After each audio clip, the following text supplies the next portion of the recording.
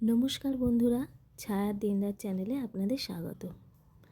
আজকে আমি একটা মাছের ঝোল বানাবো, যেটা খুবই কম মশলাযুক্ত। এই মাছের ঝোল বানানোর জন্য আমি রুই মাছ ব্যবহার করেছি এবং এই মাছের ঝোলটা আমি মানকচু দিয়ে করব। মানকচু দিয়ে এই রুই মাছের ঝোল বানানোর জন্য আমি কড়াইয়ে প্রথমে সর্ষের তেল গরম করে নিয়েছি, নিয়ে তাতে মাছগুলোকে ভেজে নিয়েছি। মাছগুলোকে খুব বেশি ভাজবো না। এরপর মাছ ভাজার তেলের মধ্যে আমি মানকচু আর আলুগুলোকে দিয়ে ভালোভাবে ভেজে নেব। এমনভাবে ভাজবো যাতে মানকচু আলু পুড়ে না যায়, কিন্তু সেগুলো যেন গলে যায়। বারে বারে নেড়ে দিয়ে এটাকে ভাজতে হবে। ভাজার সময় আমি একটু নুন দিয়ে নিলাম, যাতে এগুলো একটু তাড়াতাড়ি গলে যায়। মানকচু আর আলুটা অর্ধেক গলবে, পুরোপুরি গলবে না। এইভাবে আমাদেরকে ভাজতে হবে। ঢাকা দিয়ে বারে বারে ভেজে নেব। কড়াতে বারে বারে এটাকে নাড়তে থাকবো, যাতে তলায় ধরে না যায়, কারণ তলায় ধরে গেলে এর ফ্লেভারটা নষ্ট হয়ে যাবে। এরপর আমি দিয়ে দিচ্ছি হলুদ আর কাশ্মীরি লঙ্কার গুঁড়ো, ভালো কালারের জন্য। এটা দিয়েও আমি নাড়তে থাকবো যতক্ষণ না মানকচু আর আলুটা অর্ধেক গলে যাচ্ছে।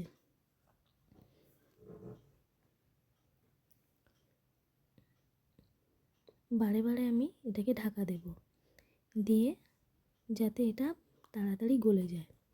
এরপর আমি যখন দেখলাম ওগুলো গলে গেছে, তখন উষ্ণ গরম জল ওর মধ্যে দিয়ে দেব। যতটা পরিমাণ ঝোল রাখতে চান আপনারা ততটা পরিমাণেই জল দেবেন। এরপরে আমি ওটাকে ঢাকা দিয়ে দেবো, দিয়ে ওটাকে ফুটতে দেব। ফুটে ওঠার পর যখন দেখব মানকচু আলুটা আরও ভালোভাবে গলে গেছে, একটু ভালোভাবে নেড়েই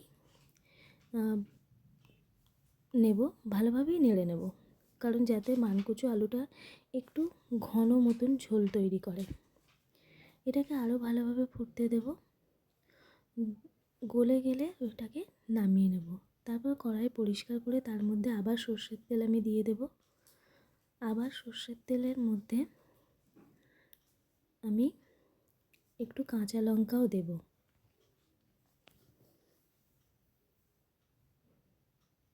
কয়েকটা কাঁচা একটু পাকা লঙ্কাও আমি দিয়ে দিয়েছি। আপনারা চাইলেও দিতে পারেন পাকা লঙ্কা, আবার নাও দিতে পারেন, কাঁচা লঙ্কা দিয়েও করতে পারেন। কাঁচা লঙ্কাটাই মেনলি দিতে হবে, যাতে ফ্লেভারটা ভালো হয়। এরপর 5 ফোড়নও দিয়ে দিলাম, দিয়ে মশলাটা আমি একটু ভালোভাবে ভেজে নেব।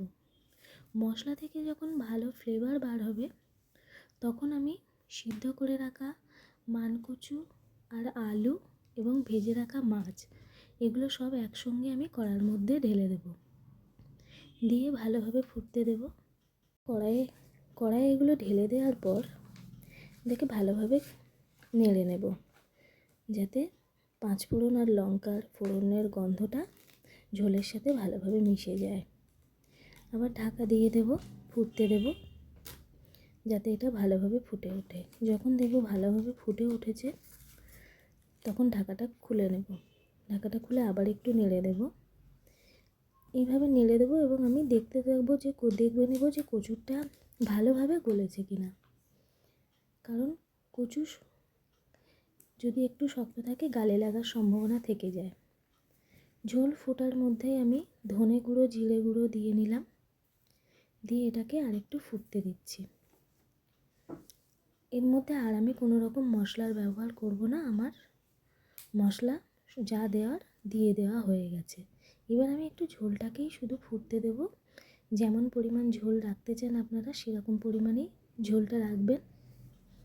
আমি এটাকে আরেকটু ভালোভাবে ফুটিয়ে নিলে আমার মাছের ঝোল অলমোস্ট রেডি।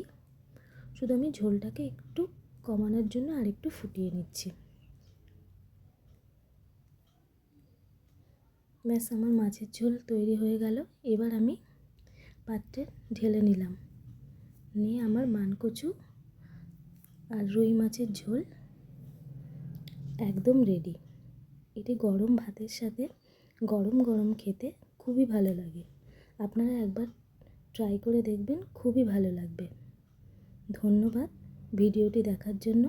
চ্যানেল ভালো লাগলে প্লিজ সাবস্ক্রাইব করবেন।